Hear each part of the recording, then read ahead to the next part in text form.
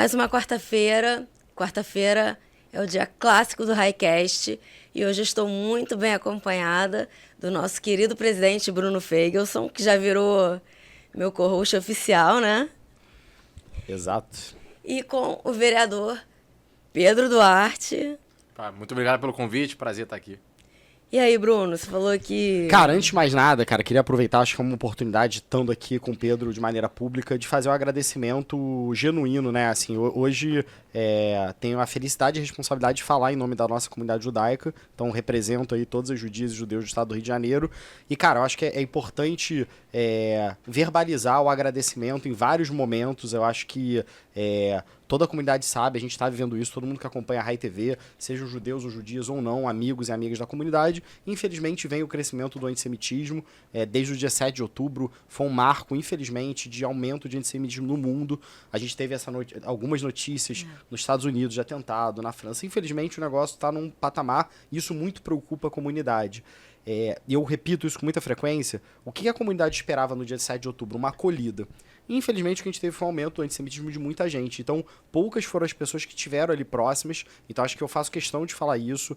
O Pedro não é judeu, mas, cara, é muito amigo da comunidade. Em todos os momentos ali na Câmara dos Vereadores, em pontos polêmicos que muitas vezes é fácil você tá do lado errado da história e a gente vê pessoas que se omitem, ou se posicionam ao contrário. O Pedro, cara, em nenhum momento deixou de estar próximo da comunidade, seja nas manifestações públicas, esteve com a gente na praia, nas manifestações e na Câmara. Então, inclusive, Pedrão, você ficar confortável para falar do caso do Roger Waters ou de outros que aconteceram na Câmara, mas a gente, como federação, acompanha o teu trabalho e vê como é importante você estar lá. Então, eu acho que antes de começar esse papo, reitero, agradeço em nome da comunidade judaica todo o teu apoio, toda a parceria e todos os momentos ali que você teve próximos, porque é fácil na hora de pedir, todo mundo pede, cara, pediu apoio, mas, cara, as pessoas esquecem de agradecer, então eu faço questão, além de te admirar como pessoa, como amigo, mas muito pelo que você tem feito mesmo, acho que, eu sei que tem muitas leitoras e leitores da comunidade, todo mundo gosta de você, então eu acho que já pra gente já começar dessa forma, né? Eu acho também.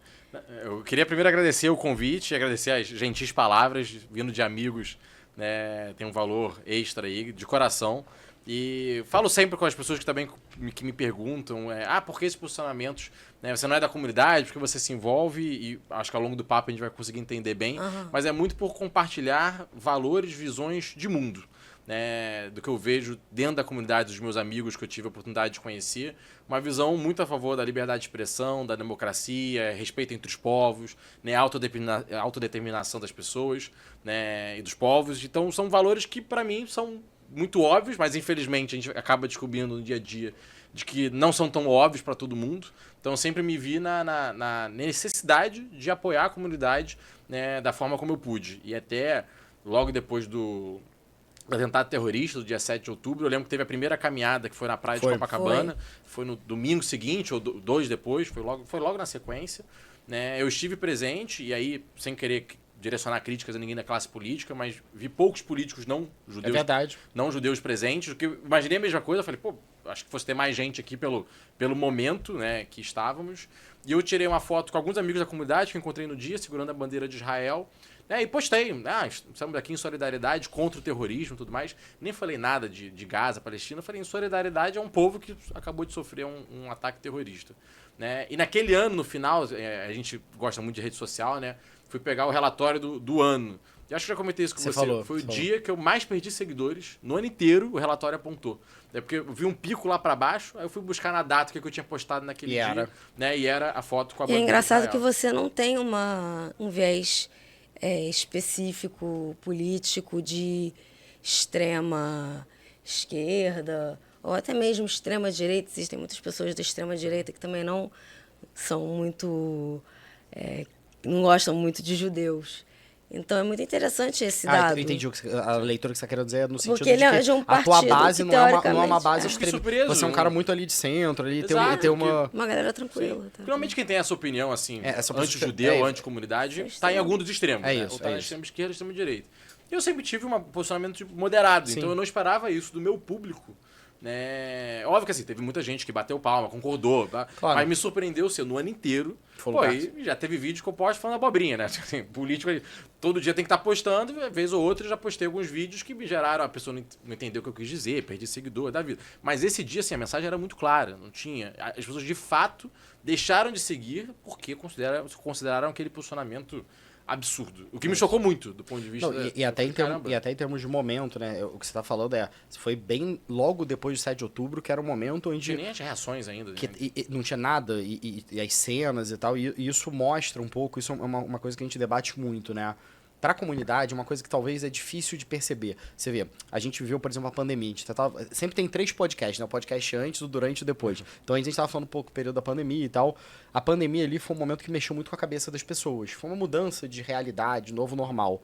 Só que era o mundo inteiro vivendo. Desde o 7 de outubro, existe como se fosse uma pandemia. Não quero mal comparar, para não ser nem mal interpretado. O que eu tô querendo dizer é o seguinte...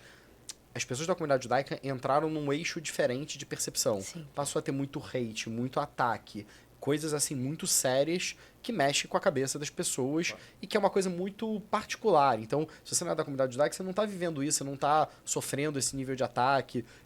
Eu, infelizmente, tenho uma percepção, como presidente da federação, eu vejo tudo o que está acontecendo. Então, eu vejo escola, professor...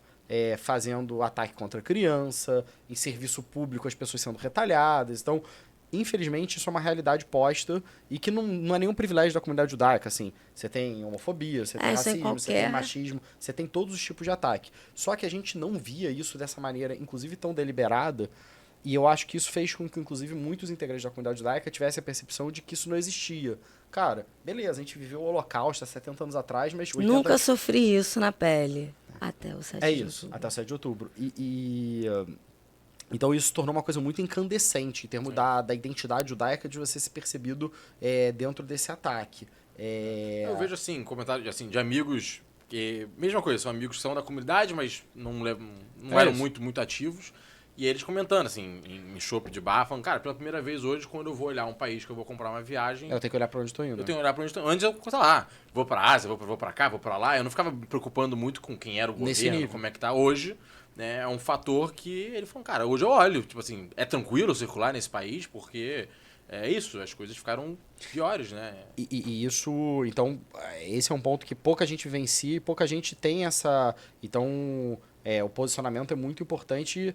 E eu acho que tem esse aspecto. Então, e aí, por que eu tô falando isso? Naquele momento, e vamos lá, a gente passou agora bastante tempo, teve as operações de Israel, então ainda tem uma possibilidade de você interpretar as questões. Ali, naquele momento, Israel tinha acabado de ser atacado, foi o maior número de mortes de judias e judeus. Em um Yom Tov. Numa festa judaica, com vídeos. Eles gravaram tudo com GoPro, um negócio totalmente, e assim, coisas atrozes que eu nem posso falar, que eu acho que derruba o nosso canal aqui do YouTube. E tudo gravado, e gravado por eles. O que muito parece com o movimento que aconteceu na Alemanha, que eu também não vou falar o nome daquele movimento, mas que quem gravava, hoje você pega o vídeo do Holocausto, assim, como é que você tem aquelas imagens daquelas pessoas, cara, pesando 30 quilos Eles faziam. Eles gravavam, inclusive, tinha uma tese dentro desse regime alemão dos anos 30, 40, que ele queria fazer um museu dos judeus. Ele queria extinguir os judeus, e ele gravava tudo porque, na verdade, ele queria fazer um museu para mostrar aquele povo que ele acabou. Então, no nível... E você pega esse grupo terrorista e fez a mesma coisa. E aí você vê, por que não teve essa empatia? O que demonstra que existe esse antissemitismo estrutural. Então, assim, as pessoas não tinham... Hoje você... E eu volto a falar, não tô querendo entrar em aspecto político, acho que a questão de Israel é fora... A gente fala aqui de comunidade judaica no Rio de Janeiro, no Brasil. E a gente fala de pessoas, a gente não fala de política. É isso. E o ponto por que não teve empatia?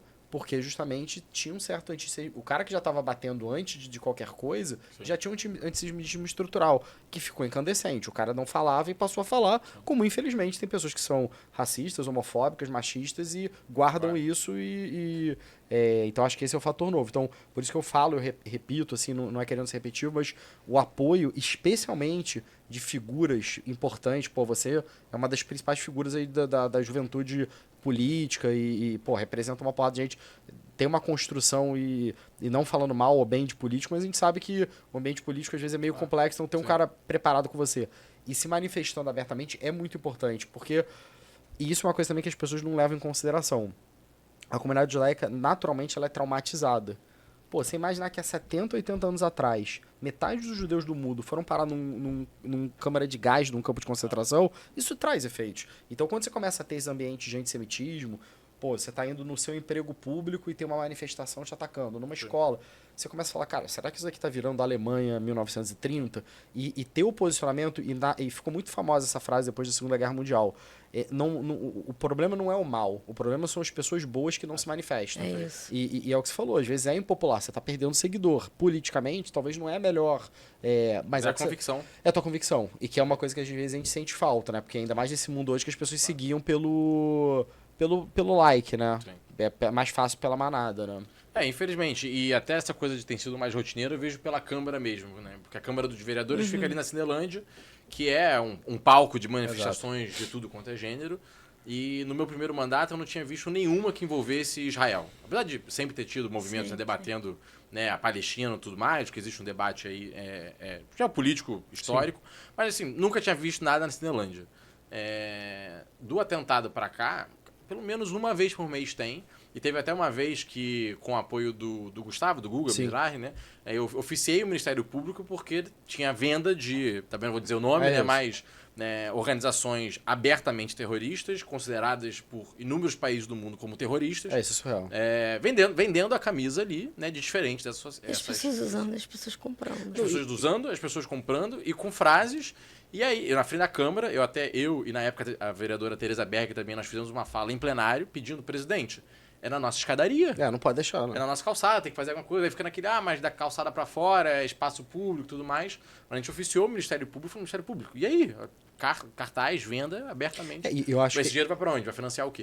E eu acho que assim, até pra esse episódio, cara, como você tem muitos seguidores, muitas pessoas vão ver, até as pessoas que talvez são seguidores ou você perdeu, e eu acho que é legal esclarecer.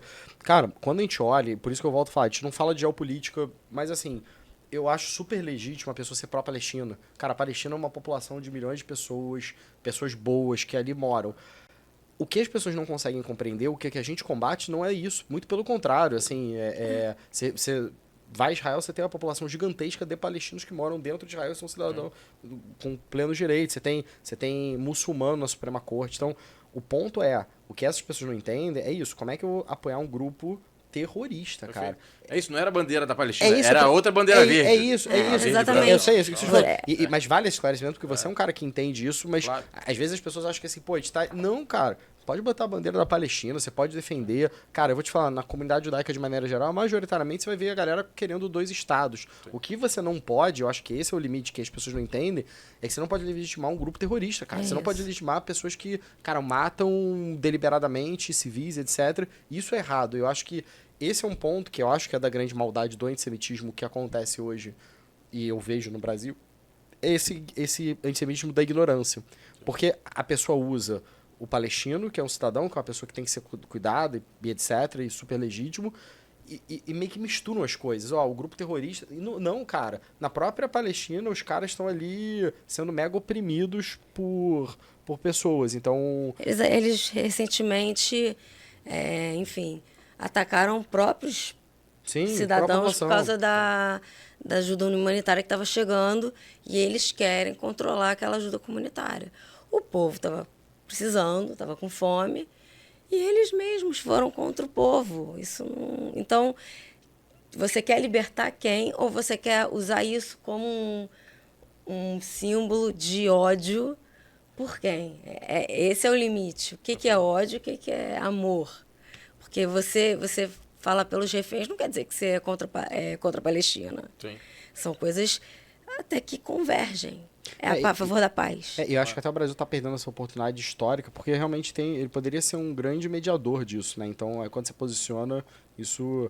Mas, Pedro, o que eu te falo... E só para esse parte também, o Estado, né, o Estado brasileiro foi muito importante no Total. momento da fundação de Israel, e até nessa linha, o Brasil poderia usar dessa legitimidade histórica para falar, olha, como um país que defendeu a criação do Estado de Israel, né, isso, sei lá, a posição do Brasil, digamos, ser a favor dos 2 estados. Então eu vou me colocar aqui, Israel, confia em mim, defendi sua existência. Palestina, confia em mim, quero ajudar vocês a existirem, e se colocar como um grande fiador, mediador desse... Essa é a tradição do Itamaraty, essa neutralidade, né? Eu acho que isso é uma coisa... Eu acho que até ia puxar para esse ponto aí da política, como é que você enxerga. Que assim, eu vejo isso. Hoje, eu na cadeira de presidente, cara, a comunidade judaíca, ela é plural. Que eu acho que também é um outro antissemitismo estrutural que se tem. Às vezes a galera acha que judias e judeus são de um jeito. Você tem judeus brancos, negros, homossexuais, heterossexuais, jovens, velhos, que votam no Bolsonaro, que votam no Lula, que são mais progressistas, que são mais conservadores. É uma comunidade como qualquer comunidade de seres humanos com pensamentos dos mais diferentes.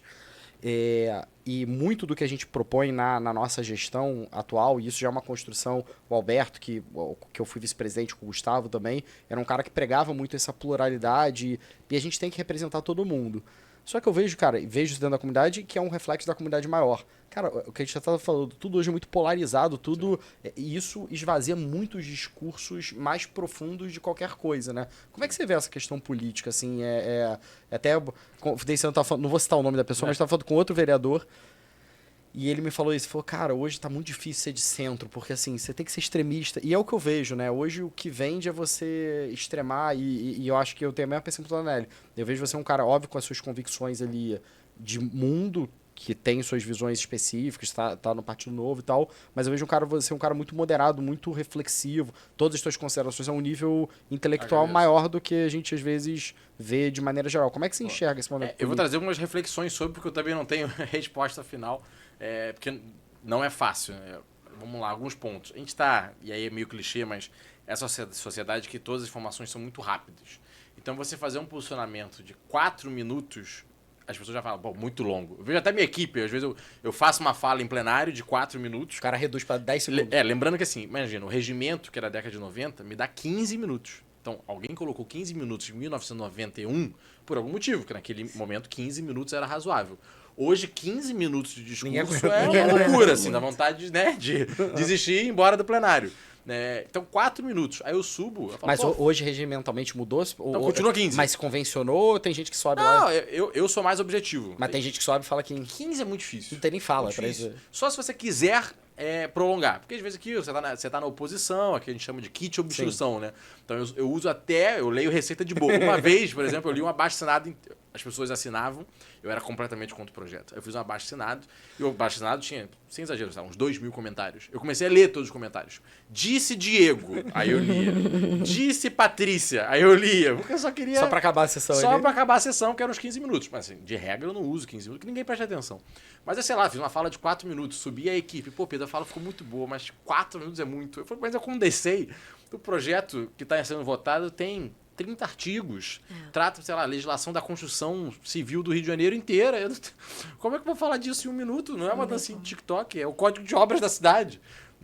Mas é um dilema. Então, parte a gente tem que tentar ser supérfluo, digamos assim, superficial, porque é o jeito rápido. Então, aí eu vou tentando usar mecanismos, né? Eu faço uma fala curta e falo, se você tem interesse de entender mais do meu posicionamento, clique aqui. Pra puxar ali. Aí joga para um link. Se a pessoa falar, achei você superficial, que tem um eleitor mais crítico, que fala, pô, Pedro, você foi super superficial. Fala, não, cara, mas clica no link, você vai ter um paper de 40 páginas ali. Mas se eu divulgo o paper de 40 páginas com uma nota técnica, ninguém lê. Então eu vou tentando conciliar, para agradar os dois públicos, mas não é fácil. Mas acho que nesse caso é muito mais como funil, né? O que eu vejo às vezes, e volto a dizer, não criticando político A, B ou C, mas eu acho que às vezes, cara, eu não sei se aquela pessoa ela sabe que ela tá falando um negócio, mas é meio aquela visão assim, cara, vou criar um barulho. Sim. E só tem fumaça. Mas isso tem muito. Mas a percepção que eu tenho é engraçado. Por um lado, eu sou otimista porque eu acho que nunca se falou tanto em política. Isso é uma coisa muito positiva. Assim, eu tava vendo o índice, assim, cara, você vê realmente, cara, hoje as pessoas se politizaram. Era uma discussão, se for ver, eu não vivi isso, mas a galera que é um pouco mais velha fala que antigamente era uma das discussões, assim, se pegar o início dos anos 2000, o pessoal falando, pô, o problema do Brasil é que ninguém fala de política, ninguém quer saber, na Argentina é que é legal, que o cara vai lá falar de panelaço. Existia uma autocrítica e isso mudou. Sim. Hoje, querendo ou não, as pessoas falam... Sabe escalar os ministros do STF. É incrível. Os 11... O Brasil, seja por love ou por hate. O Brasil se politizou, o que, na minha concepção, em termos democráticos, é lindo, porque se você tem pessoas falando sobre o tema não passa tão desapercebido. Tudo aparece, hoje acontece uma coisa na Câmara, as pessoas vêm. Por outro lado, me parece que virou um negócio de fla-flu, e talvez por isso que as pessoas falam mais. As pessoas estão mais na torcida do que na construção. Assim. Eu diria que tem esses dois fatores principais. Um é essa superficialidade, porque é muito rápido, então isso aperta todos os discursos. Quando você aperta, você acaba precisando ir para um dos dois lados. E a gente tem essa grande polarização, não sei ela tem várias reflexões do que, por que a gente chegou nisso, mas a gente chegou muito nisso. E eu, dentro de plenário, né, dentro da Câmara de Vereadores, acabo tendo um pouco eu sofro um pouco com isso, porque eu sou um cara que me dou muito bem com o PL, né, que é o partido do Bolsonaro, e me dou muito bem com o PSOL. Sim. Então, às vezes, sai na imprensa, assim, o vereador Pedro Duarte assinou uma emenda junto com o PSOL. Eu falo, tá, mas o que isso quer E dizer? daí? Não, por si só, o que isso quer dizer? Qual emenda? Não, Nunca tá lá. Nunca tá lá. Não, essa era uma, pra trazer um caso. Não, o que eu foi tô uma falando é que dessas. assim, na notícia nunca tá. Nunca tá, exato. Mas eu falo mais isso. de onde você tá se posicionando. Mas é isso que eu tô te falando. E eu acho que isso é incrível, a tua capacidade, que é isso. De articular com todos os campos e ter o que eu vejo, eu acompanho muito o teu Instagram, é que você, assim, você não passa pano e as tuas convicções. Sim. Então você não tem um alinhamento meio que automático, que é justamente o que você tá falando. Eu tô livre aqui pra assinar um projeto com o PSOL ou com o PL, se eu achar que aquilo ali faz sentido para as pessoas. Perfeito. Não, e a imprensa que adora reclamar, mas esse é um bom ponto, porque várias vezes eu já fui chamado de um jornalista, porque eu falo, tá, você botou aí que o Novo e o PSOL assinaram juntos uma emenda, né? Como se fosse. Por que você não botou a emenda? Ah, não, porque a matéria, ou seja, o clique, é o fato de vocês dois estarem juntos. Eu falei, mas o que está escrito? Aí, por exemplo, no caso que isso aconteceu exatamente isso. Era uma emenda que, antigamente, na legislação da cidade, quando você construía apartamento, você era obrigado a fazer vaga de garagem. Uhum. Né? E aí, eu e o pessoal assinamos juntos uma emenda para tirar a obrigação de vaga de garagem. Por quê? Pelo meu lado, eu sou liberal. Né? Então, eu não sou a favor de ficar obrigando a pessoa a construir aquilo que ela não quer construir. Eu, ao comprar um apartamento, não sou obrigado a comprar uma vaga de garagem junto. Sou liberal. E do lado do pessoal, o pessoal defende uma cidade com menos carros. Então, na visão deles, quando obriga a ter vaga de garagem, acaba estimulando. Estimula a ter carro. Então, eles querem desestimular carro porque eles preferem transporte público. Mas o que importa é que, por dois ângulos diferentes, nós chegamos na mesma emenda. Aí eu falei, jornalista, a minha posição é estranha? Você sabe, eu sou do Novo, eu sou liberal. Não tem nada de estranho na minha emenda. Do ponto de vista do pessoal, também não tem nada de estranho do que eles defendem. Não tem nada de estranho nessa emenda. Só que aí, quando pega essa matéria e aí começa a repercutir nas redes sociais, eu recebo mensagem de eleitor meu. Pedro, muito estranho. Se vendeu. Por que você tá com o PSOL? É isso. O pessoal não defende nada de bom. E aí, infelizmente, eu tenho vários eleitores meus que têm essa visão de que, assim, o PSOL não defende nada de bom, o PT não defende nada de bom. Eu tenho inúmeras críticas ao PSOL e ao PT.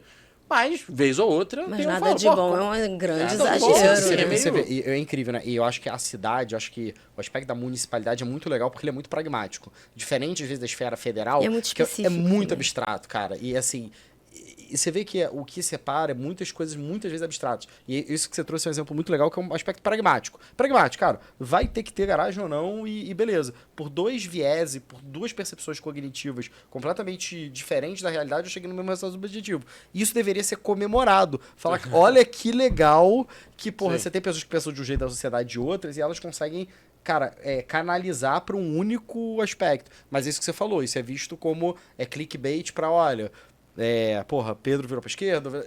E eu acho que até essa questão meio dicotômica, né? Direita e esquerda, vira um negócio. Porque é isso que eu vejo. Você vê até no movimento político, né? Você tem o cara que é liberal, o cara que é conservador, virou uma coisa só no Brasil, que são coisas diferentes. Então, no Brasil você vai achatando os conceitos e virou meio que um fla-flu que não se comunica. Eu diria que um fla-flu de ideias, né? De que, essas pessoas não podem conversar porque elas têm ideias diferentes. E outro, as pessoas também passaram a tratar muita política um jogo de futebol. Eu, pra ser sincero, até quando eu era mais novo, eu tinha essa impressão, e hoje eu vejo que eu estava errado, e eu vou explicar. Às vezes a gente vê políticos que caem na porrada nas redes e na TV e tudo mais. Então, tomando café, e aí você vê o cara tomando café e você fala, é um mentiroso, é um farsante. E hoje, dentro da política, eu vejo que são duas coisas completamente diferentes. Né? Porque o debate de plenário, a menos que eu seja um cara que eu tô chamando outro de ladrão. Se eu tô numa baixaria dessa, aí é estranho tomar café. Porque se eu tô dizendo que o cara é ladrão, eu tô tomando café, aí não dá. Mas, por exemplo, você vê, eu caio na porrada com o pessoal, e pra quem acompanha minhas redes, eu caio na porrada com o Eduardo Paes, que é o prefeito da cidade. Aí, às vezes, as pessoas... Eu posto uma foto, estive hoje pela manhã com o prefeito, uma bala debatendo. As pessoas, mas você tava ontem reclamando dele? Eu falo, nunca chamei de corrupto, bandido, ladrão lá. Eu disse o quê? Que ele tava fazendo uma abobrinha, que o projeto dele era horroroso. E hoje ele tem um outro projeto que é bom. Eu estou hoje elogiando e ontem eu tava... E mesmo nisso as pessoas, cara, tem um ruído, tipo assim, elas falam, mas você gosta ou não gosta do Eduardo? Eu falo, meu amigo, o ponto não é esse. O ponto é, eu sou vereador, ele é prefeito. Você tem que ter com uma convivência. Eu gostar ou não gostar dele é uma questão absolutamente secundária. Eu deveria, né, bater, criticar quando eu não concordo e ser capaz de elogiar quando eu concordo. Mas as pessoas acham isso uma loucura. Você acha que isso piorou, piorou dos últimos anos? Sinto que piorou muito. Eu também tenho essa... E eu acho que o do Eduardo Paes, na prefeitura, eu vejo muito isso, né? Exatamente o que você falou. Eu vejo dois campos de oposição, que é você pro lado ali liberal, direita, chama se quiser, e o pessoal ali pro lado mais progressista, esquerda, chama se quiser. E nessa pauta. E você acho que até muito sozinho, né? Eu acho que... E o Eduardo Paes, e eu acho que é interessante, até trazendo isso aqui para a questão judaica, que é uma questão que a gente pensa muito. Eu vejo às vezes, cara, a galera do campo progressista defendendo. Aí você vai ver, cara, qual a pauta que o cara pauta ali? Porra, contra o machismo, contra a LGBTfobia. Caraca, você vai para Israel, você vê que é o lugar no Oriente Médio onde é democrático. Então, às vezes, essas ligações automáticas... Vou dar um exemplo também, não quero entrar no mérito, mas que para mim diz muito disso. Trump, questão Ucrânia e Rússia. Cara, tava meio objetivo que quem tá nesse fla-flu da direita era contra a Rússia a favor da Ucrânia. Aí entrou o Trump, que era o cara que tava ligado a essa galera, e foi apoiar a Rússia. E as pessoas mudaram de alinhamento, então a convicção não existe. É meio que uma bandeira de fla-flu. Assim, cara, isso me lembra até no jogo de futebol muito isso. Cara, beleza. O Neymar, ele joga onde? Eu não gosto do Neymar ou não. Se ele tá com a camisa do meu time, eu passo a gostar dele. Senão eu vaio ele de que ele é um jogador ruim. Se ele tá no meu time, ele é bom. Então é muito mais um negócio de paixão do que... E eu acho que tem a ver no Brasil com esse negócio de paixão. Mas o brasileiro é muito assim com tudo. O brasileiro tem que estar sempre na vitória, do lado da vitória.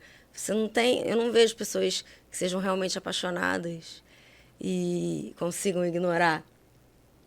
Você vê nos esportes, por exemplo, no MMA.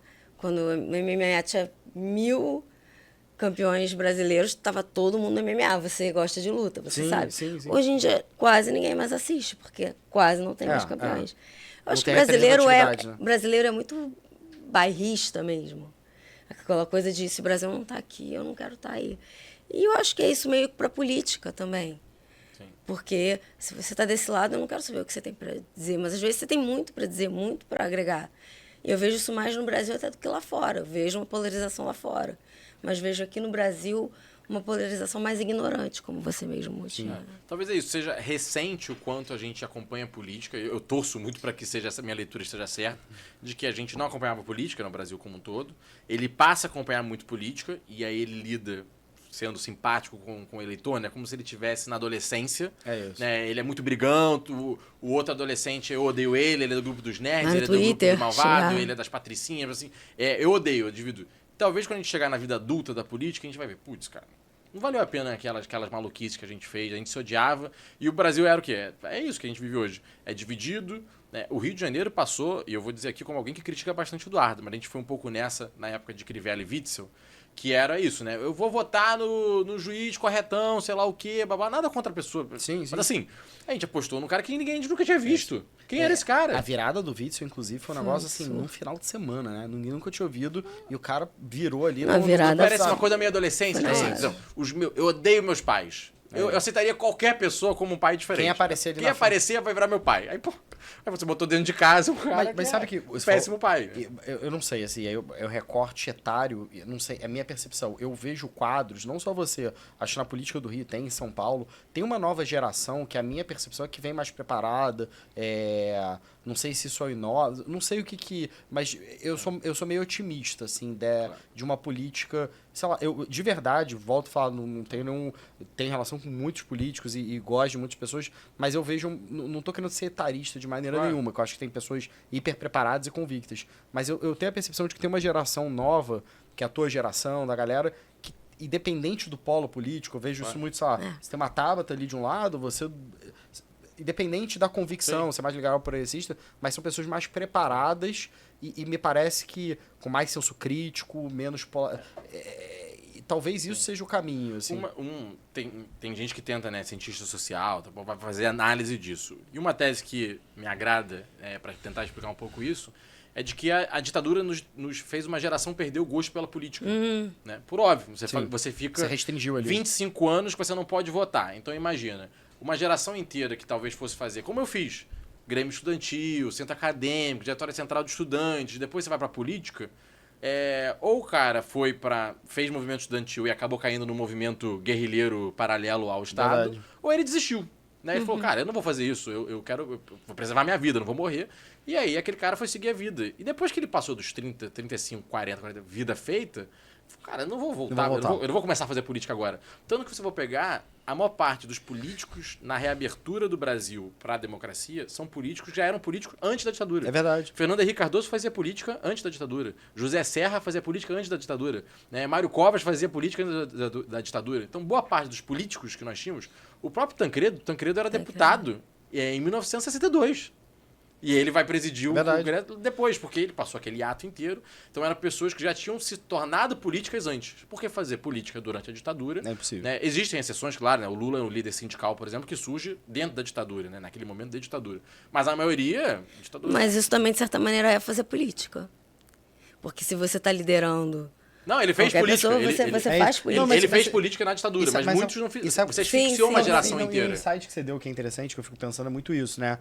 Ou você estava ali meio do lado do regime, ou você estava ali do lado da clandestinidade, e talvez o que a gente vê, esse fla-flu hoje institucionalizado dentro da política democrática, ele reproduz um pouco esse sentimento daquele período, porque são aquelas pessoas... Então, o cara que está nessa faixa etária é o cara que passou por clandestinidade, que talvez teve que sair do Brasil, então tem muito rancor de parte a parte. Talvez essa geração nova, que já vem dentro da redemocratização, ela venha menos pessoalizada. As disputas são mais no plano das ideias, de crenças e menos... Torço pra isso, porque... Imagina, mas faz sentido. Se eu tivesse ido pra faculdade em 1970, eu provavelmente não seria vereador da cidade do Rio de Janeiro. É fato. Porque, você vai se envolver. né, ou eu ia, sei lá, pra clandestinidade. É isso. Né, ou eu ia falar, que pena, eu não posso concorrer, não posso virar É vereador. Eu vou fazer outra coisa na minha vida, vou ser advogado. Mas até o cara que foi pra clandestinidade, quando ele volta pra institucionalidade, não tem como ele vir sem marcas. Não, ele volta com marcas. E eu acho que é marcas. isso que traz um pouco essa violência dentro da discussão política. Não tô falando do lado do A ou do lado do B. Claro. Só tô dizendo que isso decorre de um Descarrega fenômeno... Eu essa acho que é dos dois lados. É isso, Assim, é isso. Sem também tentar levar para Porque ninguém briga sozinho. O Bolsonaro, de certa forma, ele também cresce pelo lado da defesa do regime. Né? É verdade. É aberto, a posição dele. Ele se elege muito vereador, primeira eleição de deputado federal, né? Ele fazia campanha nos clubes militares. Isso é fato. Né? O Bolsonaro, né, ele vivia de enviar carta para os militares, né, em defesa das pautas militares, em defesa, né, da ditadura. Então, isso. Nós temos uma geração política inteira que ou eu era mais ou menos conivente com isso, como o Maluf também, né? Surge disso. E os outros que eram os grandes antagonistas disso. E aí a gente fica 20 anos... E eu acho que até quando você tem a redemocratização, que você falou, não tinha quadro preparado. Então você traz os quadros que eram basicamente antagônicos ao regime. E se assumem ali e assumem os cargos.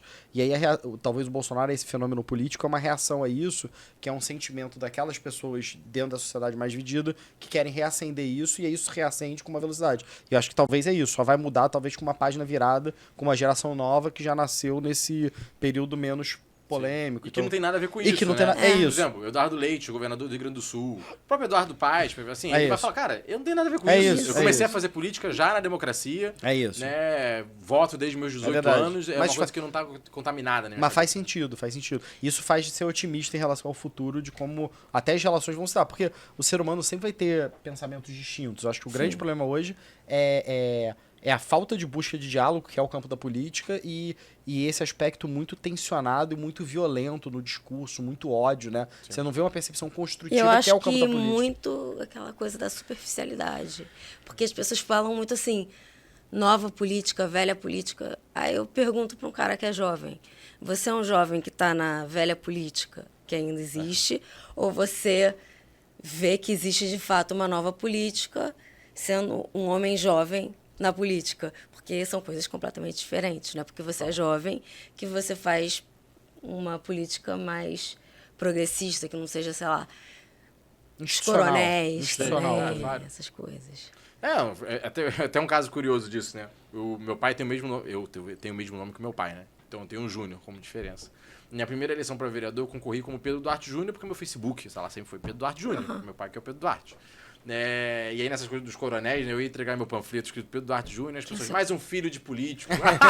Meu pai vende flores no Caneg há 40 anos. Então eu tive que abandonar. Eu fui lá, excluí de todas as minhas redes sociais o Júnior. Que a galera tinha essa percepção de que você era continuidade. Tipo assim, o garoto... primeiro, quem concorre com 25 anos, né? É filho de político. Aí Pedro Duarte Júnior. E conta essa aí eu história. perguntava, mas quem é Pedro Duarte? Aí, não, deve ser um político aí. Não é um político. Já tem nomes políticos. Pedro Duarte, com certeza, esse cara que é da velha política. Mas eu acho que isso é legal. legal também. A gente, cara, no Highcast, na High TV, a gente tem público jovens de 15 a 120 anos. Então, jovens a mais e a menos tempo. E, cara, eu acho que é legal você compartilhar também um pouco dessa tua trajetória, assim, como é que você entrou e até pra inspirar, né? Eu acho que a gente, inclusive, seja na comunidade judaica ou fora, eu acho que eu tenho muito essa discussão aqui da Nelly, eu acho que não tem como você fugir da política institucionalizada. Assim, a democracia tem vários problemas, mas é o melhor regime que a humanidade encontrou indiscutivelmente na história. Então, é a democracia, é o que a gente tem, e ela vai ser melhor ou pior a depender de quem lá esteja. Isso é fato.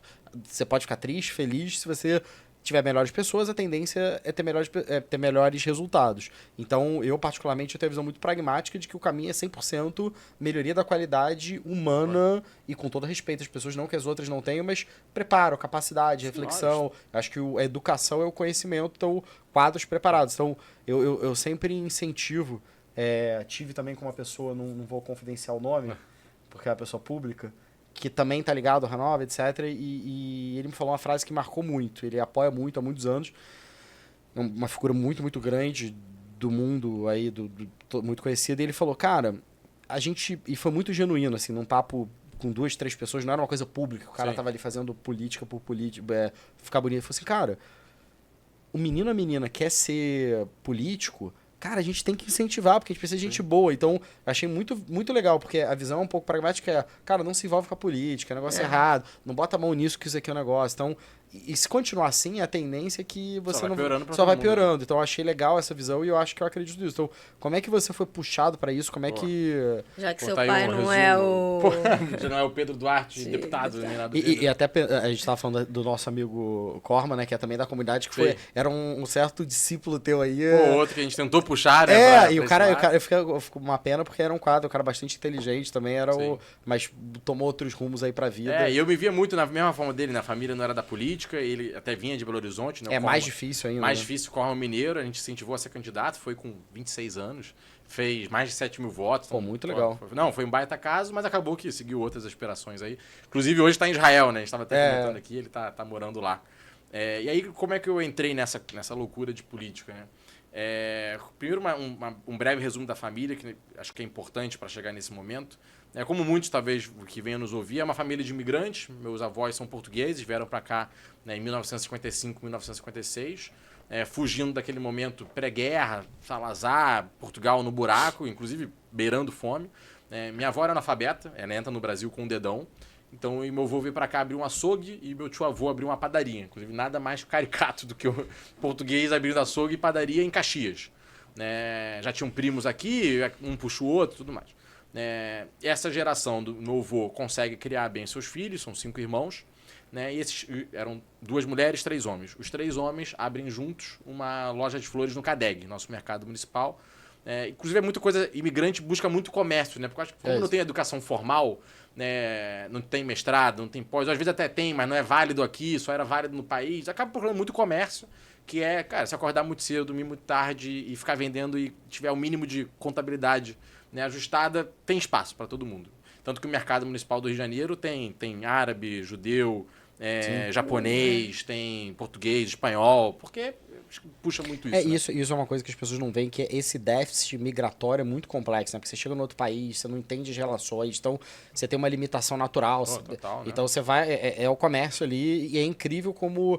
E eu acho que esse é um fator muito interessante, né? Como pessoas que ali conseguem desenvolver, às vezes, impérios e constroem raízes.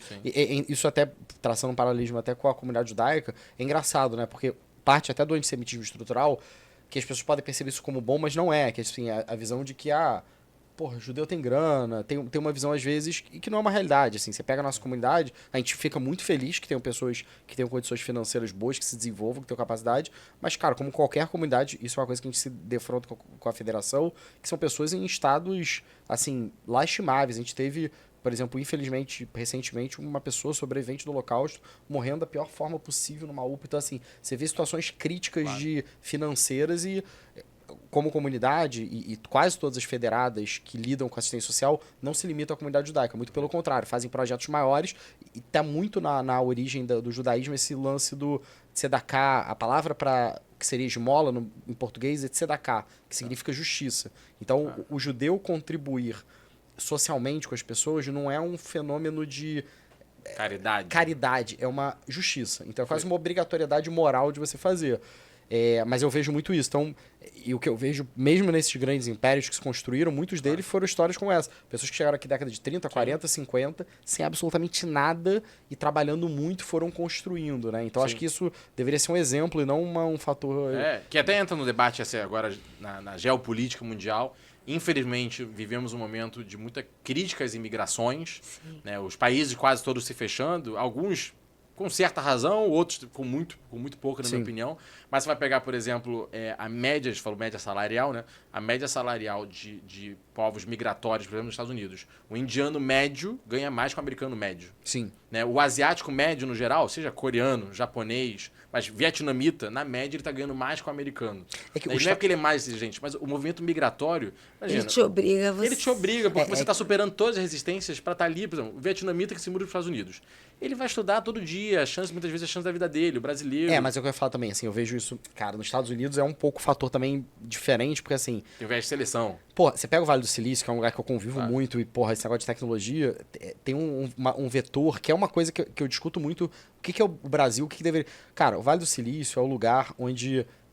até por fatores históricos, você teve a NASA, etc., e tem toda a construção da expansão do oeste. Cara, ali é um celeiro que em poucas ruas tudo acontece. Você entra no Uber, o cara assina um cheque de $1 milhão para a tua startup. Então, a atração dos Estados Unidos, os vistos, eu estava vendo agora até visto de inteligência artificial. Se você é especializado em inteligência, os Estados Unidos criou um visto especial pro cara porque ele quer ter cérebros. Então, os Estados Unidos ele tem uma migração de cérebros muito desenvolvidos. Uma corrida espacial, né? Ele pega cérebros brasileiros, cara. Claro. Quantos brasileiros hoje não estão em Harvard, em Stanford, com bolsa e etc. Então, eu acho que essa é uma migração meio... que o cara enviesada, né? O cara tem uma média salarial porque o cara tira os gênios da Índia, tira os gênios... Toda imigração em algum nível é enviesada, porque, por exemplo, você vai pegar, mesmo Portugal, década de 50, no geral, na média, o cara que sai, ele tem uma vontade de sair da zona de conforto maior. É verdade. Mas é mais por necessidade, que eu tô querendo dizer o seguinte... Sim, mas, claro, diferente do indiano que, tipo assim, cara, ele, porra, tá lá, ele é o melhor da turma dele, ele recebe uma bolsa de Stanford... Claro, ele já tá super selecionado. Mas é isso, mesmo esse cara que sai por necessidade, muitas das vezes, a menos que seja realmente uma guerra como Síria, que todo mundo teve que sair, necessidade. Se tá ok, às vezes o cara que tá saindo, ele tá mais incomodado. Então ele já tem uma propensão... Os dois receberam convite, 2 primos, como acontecia muito nessas vilarejos de Portugal. Sim. Cruza o Atlântico e vem aqui trabalhar de padeiro... Na minha loja. O cara tem que ser arrojado, né? Aí o cara, vira e fala, eu vou. Esse cara já tem alguma grau mentalidade diferente. Eu vou pra porrada, isso. do que o outro que, cara, eu não passo fome, eu não tenho grandes aspirações, mas aqui tem minha tia, minha avó, tem fulano, blá blá blá, aqui eu não vou pra essa loucura. É mais acomodado, né? O cara que vai pra essa loucura, no geral, ele já tem uma propensão a isso. Mas bom, e aí meu pai e meus tios abrem essa loja, né? Graças a Deus ela vai já bem. Nascidos no Brasil, ele já só você é a segunda geração nascida aqui. Meu tio mais velho chegou a nascer em Portugal, meu pai é o caçula, e os outros 2 já nasceram aqui. E aí, beleza, criados aqui, abrem a loja, graças a Deus a loja vai bem. E aí meu irmão e meus primos somos a primeira geração a ir para a universidade, os primeiros a ter ensino superior, porque a loja, cresceu. E aí, então, desde pequeno, eu tenho muito essa coisa, por isso a família, eu ouço dentro de casa a questão do comércio. Tipo, a família, graças a Deus, a gente cresceu pelo comércio, empreendendo, gerando renda, aí reclama, claro, né? O tributo, a legislação, o Estado, essa dificuldade, sei lá o quê. Aí, congelaram nossa poupança, travou sei lá o quê, olha, tá aumentando o dólar caindo, e isso atrapalha a mercadoria que a gente compra. Então, assim, tudo isso, desde pequeno, é muito enraizado em mim. Mas eu digo, essa tua veia aí liberal, essa tua raiz liberal não era conceitual, né? Ela nasce de uma defesa do empreendedor. De empreendedor, mas meio que sem se posicionar em campo político. E aí eu chego no ensino médio e aí começa, o professor de história, geografia, aquela coisa, não, porque a burguesia, aí descrevi o burguês, eu acho que minha família é meio burguesa. Aí o cara, não, morte aos burgueses, sei lá o quê. Eu falo, não, morte aos burgueses, não, pera aí. Não. Esse cara faz bem pra sociedade, era uma família pobre, agora tá aqui, vai ter engenheiro, vai ter advogado, vai ter médico, calma lá. Então eu começo, mas aí vem, e por isso que o lado político... Você fez o ensino médio... Eu fiz PH da Barra. PH da Barra. Exato. Não eram bons professores, mas tinha sempre um pouco esse viés, né? E aí eu falo, cara, não é possível que não tenha algum autor, que conceitualmente trate desse burguês de uma forma positiva. E aí eu começo a ler e vejo e conheço o liberalismo econômico, Tá? Então eu começo Isso na a ler... escola ainda? Terceiro ano, bem ensino médio. Final do ensino médio, quando eu começo a ler mais, eu vou ler um Hayek, um Friedman, né, capitalismo, eu falo, caramba, o burguês tem o seu papel... Tem o seu né, lugar no mundo. seu lugar no mundo reconhecido. E beleza, aí isso é só uma fase de leitura. Aí eu entro na faculdade... e tá lá no meu centro acadêmico todo vermelho. Da PUC, né? Da PUC, Direito PUC. E aí tá lá no meu centro acadêmico todo vermelho, frase do Marx, Che Guevara. Eu falo, agora não. Eu vou disputar a eleição pra isso, pra tirar essas frases. Isso em qual período? Primeiro período. Eu escrevo uma chapa no meu primeiro período, cujo nome é Libertas, né? Liberdade em latim. Então, E que nem tinha popularidade, porque você era o cara recém-calouro ali, não calouro. conhecia a galera. Maluco total. Não tinha base política. Não, você olha pra trás e fala, cara, faz o menor sentido, porque eu ainda entro no segundo semestre. Então eu entro no segundo semestre, eu entro em agosto, tem eleição em outubro. Eu não conhecia nem minha turma direito. Não deu nem tempo.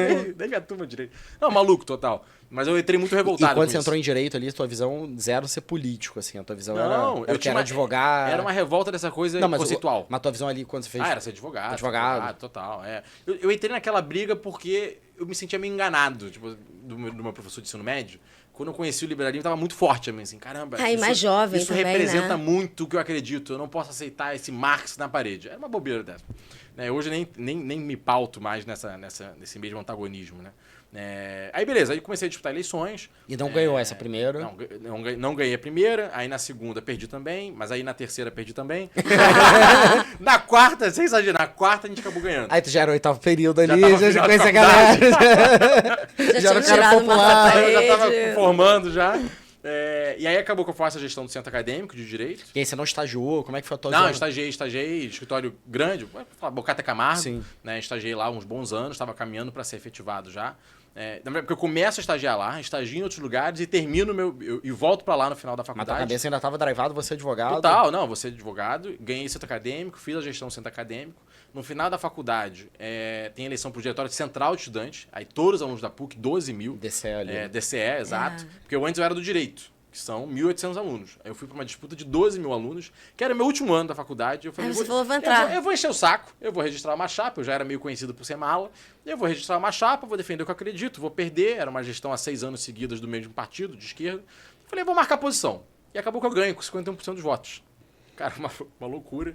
O que isso também indica, e reitero, assim, não dicotômico, mas eu estudei um pouco antes, né? E a hegemonia em termos do campo progressista dentro das universidades era muito intensa. Isso já decorre um pouco desse movimento mais... Isso mostra ali um sentimento dos alunos um pouco diferente. Total. Tanto que, assim, eu diria que eu venço, e a frase é polêmica, né, mas eu diria que eu venço graças ao Aécio. Porque, na verdade, aquela eleição de 2014, Aécio Dilma, eu diria que foi a primeira eleição assim, que dividiu o Brasil, né? Que rachou. É isso. A gente não tínhamos eleições disputadas, mas não rachava o Brasil. Aquela eleição rachou o Brasil. E a eleição que eu disputo pro DCE é um mês depois.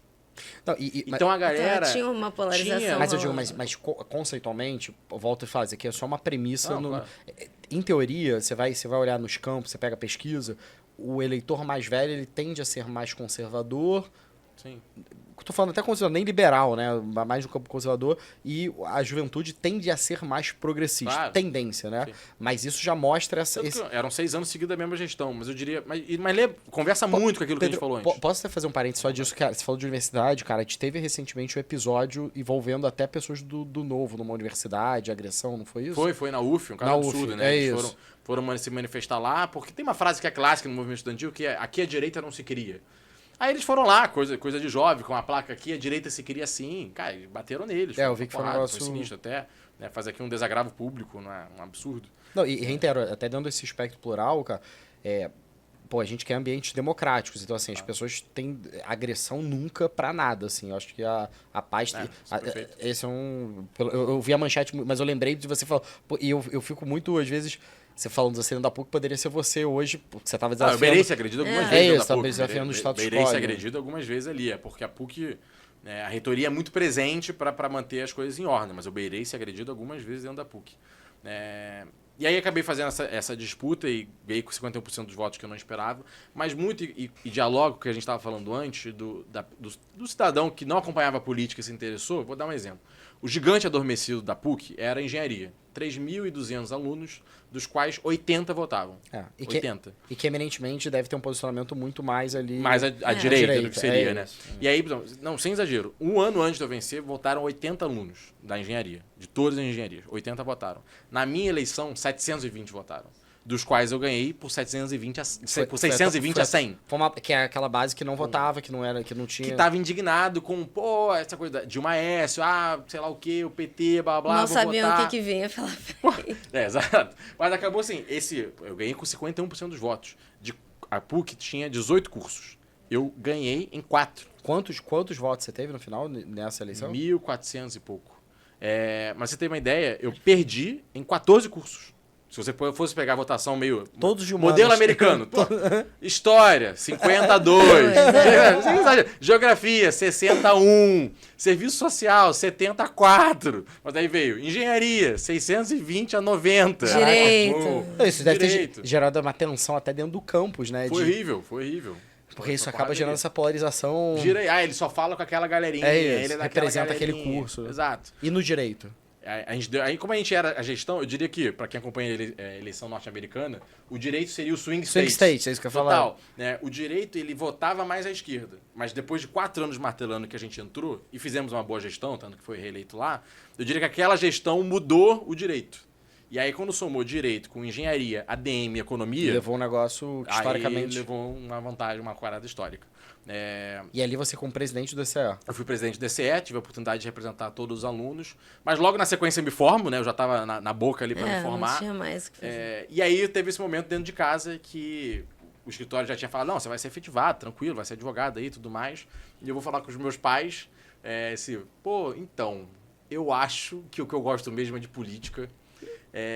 São anos disputando, falando com o aluno todo dia, tomando porrada, mas eu gosto desse ser questionado, responder, Aí eu, pai, mãe, eu vou acabar com isso, eu vou botar gravata, terno, vou ficar peticionando, com todo respeito aí. Eu não tô dizendo gravata. Vou ficar aqui peticionando e tal. Eu falei, não me motiva.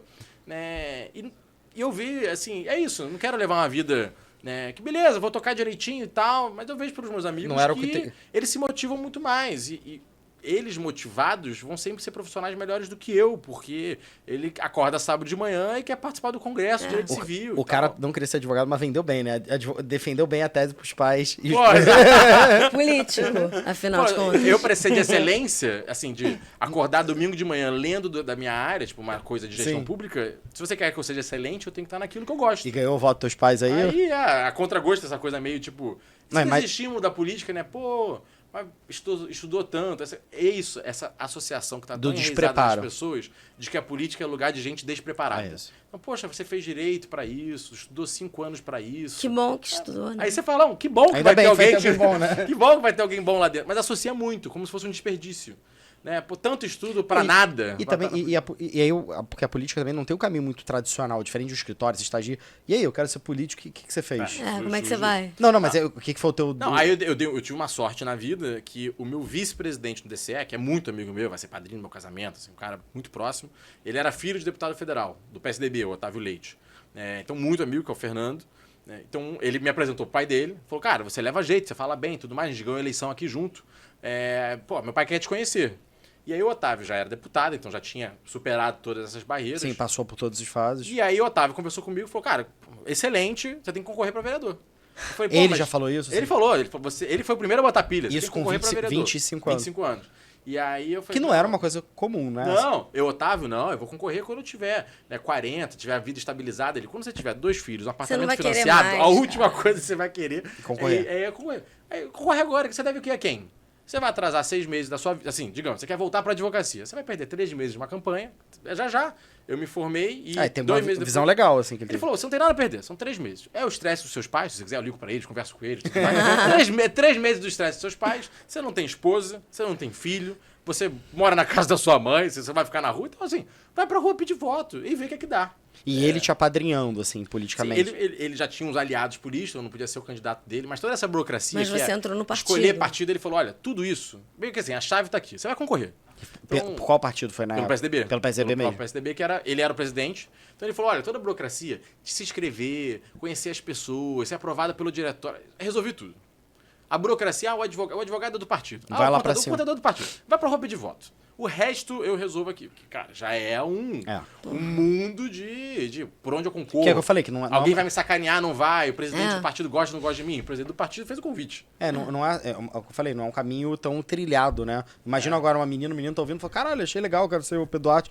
Tipo assim, não tem um lugar que você se inscreve... Não tem um programa de Não tem trainee programa de da trainee. Ambev aberto. Podia, inclusive, ter. É Mas isso. alguns partidos têm, não tem? Tipo, Não, o o Inova é um jovem. pouco isso, eu acho. Sim. Não... Tem o Renova, que é um... Cara, eu tô falando de Renova. É um movimento de renovação política, eu faço parte, que ele faz meio que isso, né? Todo ano tem um edital, qualquer pessoa de Arapiroca e... Que isso é muito legal, cara. O Renova, é isso que eu te falo.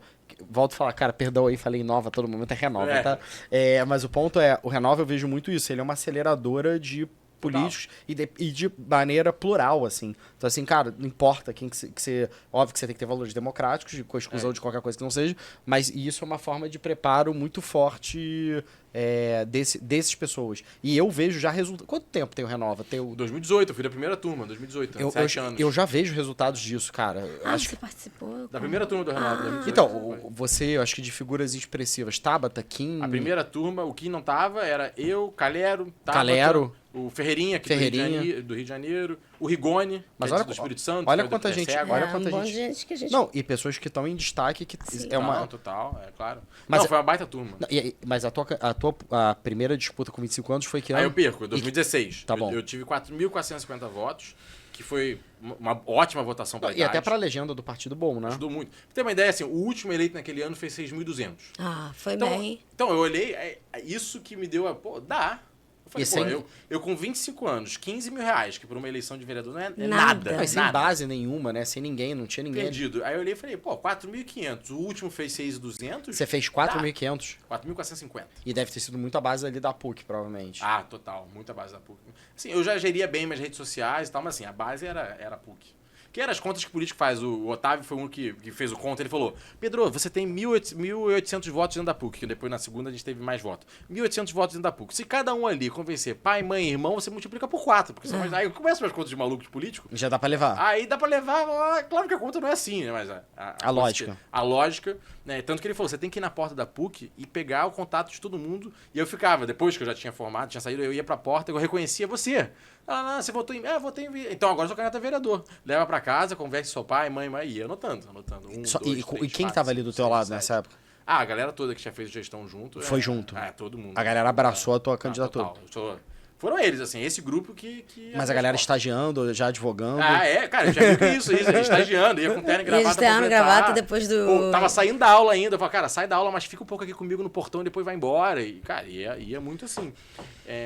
E até nessa época, e aí comentando um pouco de comunidade, eu já tinha, né, pelos valores que eu defendo, como eu disse, eu tinha muitos amigos do direito que eram da comunidade, até...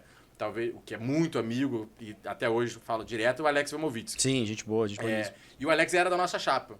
E aí, uma das formas que a gente encontrou de conseguir conectar em outros cursos foi através de amigos que eram da comunidade, porque vinham do mesmo colégio. Já tinha aquela base ali. E aí conhece alguém que é da engenharia. Porque eu falo assim, quem conhece alguém da engenharia? Quem conhece alguém do design? Porque depois que você entra, aí depois vai você lá. meio que vai pra sua bolha. Mas a gente quem é o primeiro ponto ali de contato, né? Exato, mas acaba que a comunidade, né, por causa dos eventos, tá sempre junto e tudo mais. E vai conversando. Conheci algumas pessoas e se conhece. Então eu falo, Alex, me apresenta alguém. Você vai me apresentar alguém na engenharia, alguém na economia, alguém na DM, alguém e tudo mais.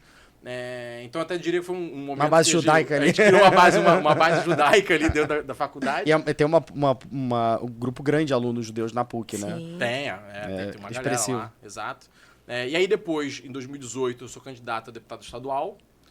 Perco as eleições pelo também. PSDB ainda. Pelo PSDB, tive 7.208 votos. Mudo pro Novo. E sou candidato a vereador em 2020, tive 10.068 votos. Né, e aí eleito. E aí é a minha primeira eleição. E aí renova nesse processo.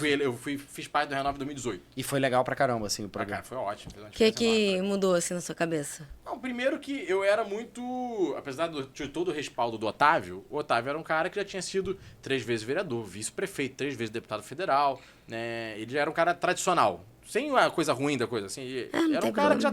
Então, assim, a coisa da renovação... Eu queria sentar com alguém da minha idade e falar, porra, como é que a gente faz pra ganhar? Até o fenômeno de rede social. Instagram, Então, assim, eu precisava falar com pessoas com os mesmos desafios que eu. Os desafios do Otávio eram outros, né? O desafio dele era como aprovar a atualização do Simples Nacional. Sim. Foi até a época, salvo engano, que a gente se conheceu, acho Foi, que foi até na foi. época disso, né? Assim, um cara era relator de projeto no Congresso. Eu ia falar com ele de lista de centro acadêmico. Ele, pô, isso aqui pra mim já passei. Não é nada. É. E aí, quando eu entro no Renova, eu tô numa turma de 100 pessoas, que ninguém tem mandato.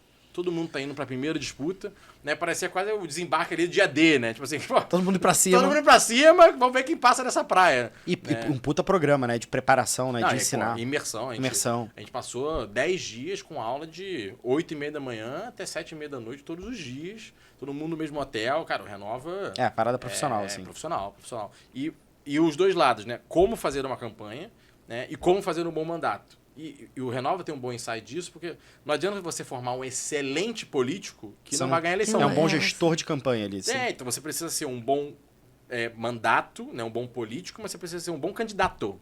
Se você for um péssimo candidato, você nunca vai ser um político. E você nunca vai conseguir provar o quão ótimo político você é, né?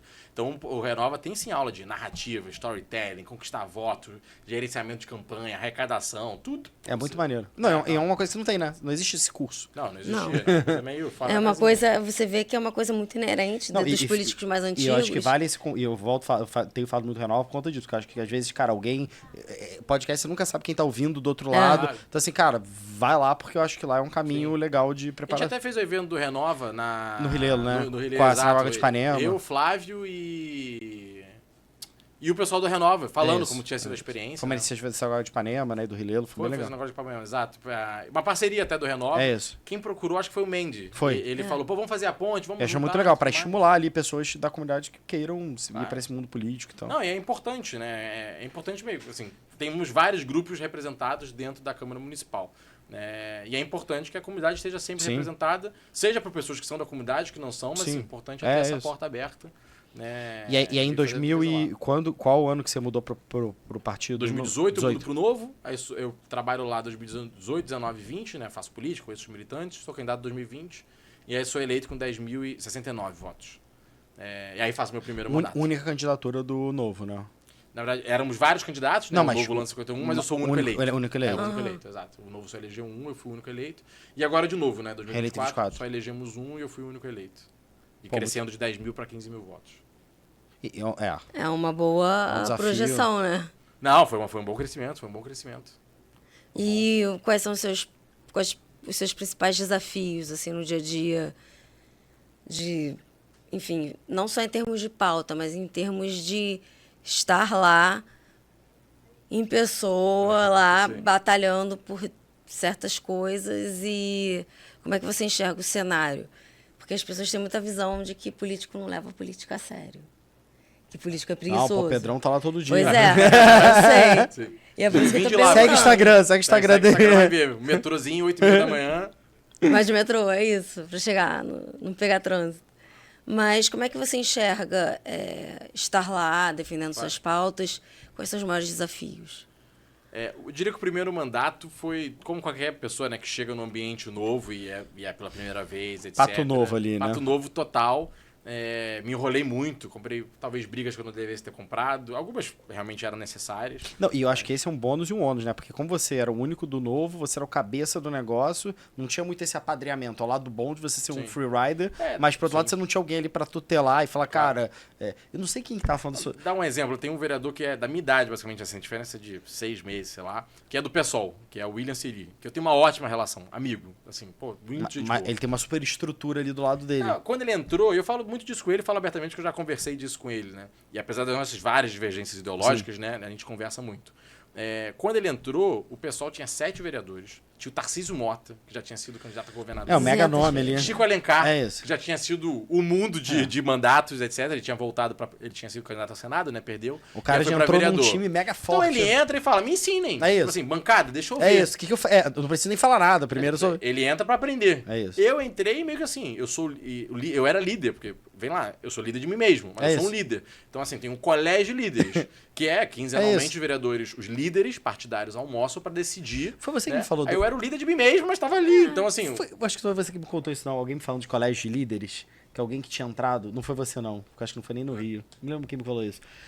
Primeira pessoa entrou lá nessa. Mesma situação que eu tô, colégio de líderes, aí começou começou a falar pra caramba, brigar. Aí o presidente do colégio falou assim, cara, meu amigo, minha amiga, calma, cara, aqui é o lugar que a gente resolve, vai lá no plenário. Aqui não tem essa, cara. Aqui é quando a gente...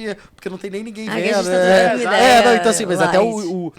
o nível de despreparo de você saber, cara, onde que eu faço meu show, onde é que Exato, eu já tomei um pouco dessa chamada no início, conversei o Tom, e o presidente, Pedro, o Tom é outro. Aqui não tem gravação, não tem zoom, não tem nada. Bate lá no plenário, aqui Bate no plenário. Aqui eu quero tentar chegar no isso. E tem vezes que eu mesmo, hoje em dia com maturidade, né, eu chego na reunião e falo, olha, não existe hipótese de acordo comigo com relação a esse projeto. Esquece meu voto. Esquece meu voto, eu vou bater em plenário. Isso. Aí o cara fala, então beleza. É isso. E nem se estressa. Não, e tem projeto que eu falo, ó, esse projeto eu acho ruim, mas eu tô aberto a Vamos compor. Se mexer, né, aqui ali no artigo, eu... Vamos negociar.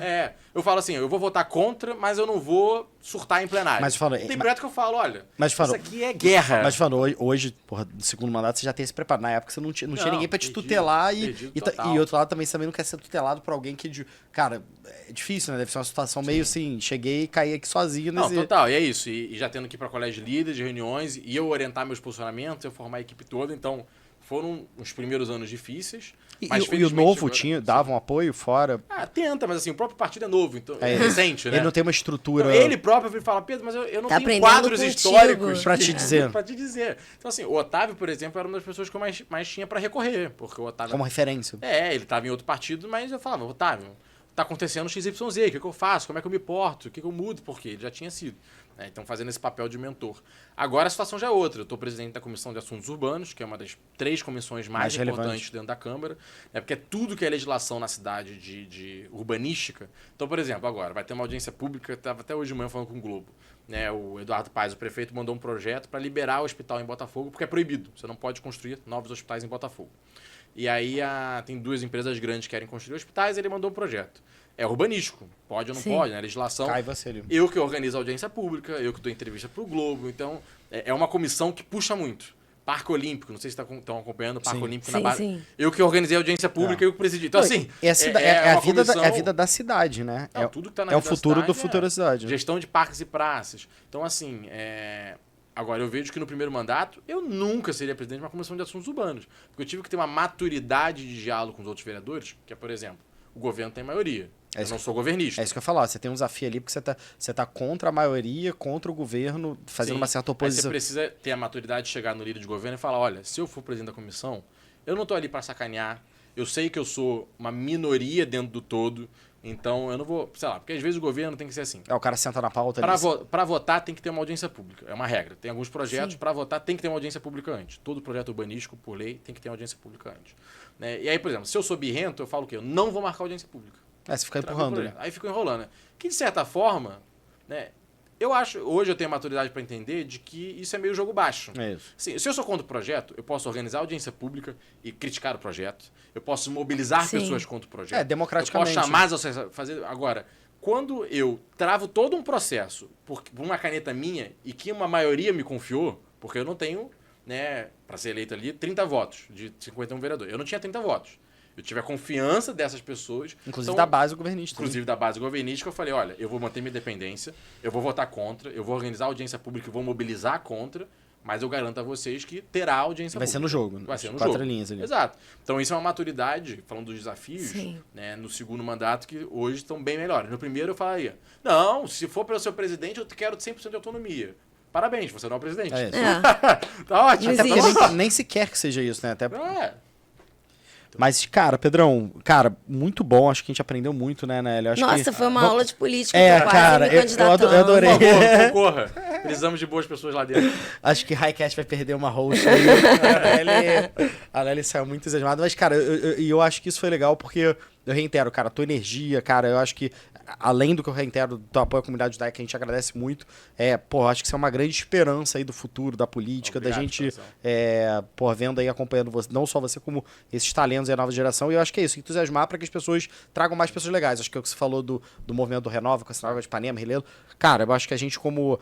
porque, em última análise, a gente na Federação Israelita, obviamente que a nossa preocupação é a comunidade judaica, combate ao antissemitismo, mas, cara, a gente tem um compromisso extremo, combate a qualquer tipo de ataque, a qualquer minoria, e a gente também tá mega... E com a cidade. E com a cidade, é isso que eu ia falar, e com o desenvolvimento da cidade, do estado, e, porra, a cidade do Rio de Janeiro, acho que a comunidade judaica no Rio, tanto na cidade como no estado, sempre contribuiu para desenvolver nas mais diferentes áreas. Você tem judias e judeus professores de universidade, no campo empresarial, no campo do comércio, no campo da educação. Então, a gente como federação, a gente vê com muito bons olhos esse movimento que cada vez mais a Câmara Municipal, a LERJ, a gente tem pessoas boas. E a gente vê uma liderança muito forte crescendo dentro da comunidade. Total. Através dos movimentos juvenis, eu acho. do Hillel. É isso. Então é isso, é puxar essa galera e mostrar. Vocês têm vamos... algo que seja além da faculdade, do ser engenheiro, médico, advogado, aquele a política também é uma opção. É uma opção, e é isso. Pessoas preparadas e